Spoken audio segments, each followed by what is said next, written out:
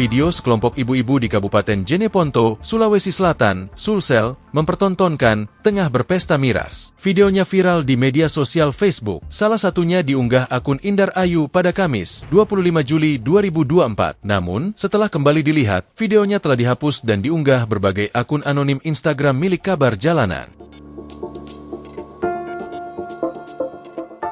Dalam video itu memperlihatkan sejumlah ibu-ibu berjoget di atas panggung, juga diiringi alunan musik disc jockey. Informasi yang dihimpun, aksi emak-emak ini terjadi di Desa Bulusi Batang, Kecamatan Bontoramba, Jeneponto. Beberapa di antaranya tampak memakai baju seragam berwarna merah bertuliskan Indonesia. Sebagian lainnya menggunakan kaos hijau, ada pula yang mengenakan pakaian adat Makassar, baju bodo.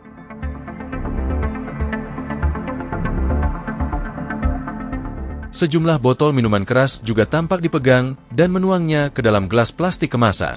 Bahkan, satu di antaranya sedang meminta bantuan kepada seseorang untuk membuka botol miras yang dipegangnya untuk diminum. Aksi tak patut dicontoh ini menjadi tontonan anak-anak di lokasi. Sementara ibu-ibu yang tengah asik bersulang malah acuh dan terus menenggak miras. Mirisnya, di antara mereka bahkan mengabadikan momen tersebut menggunakan kamera ponselnya sambil tertawa.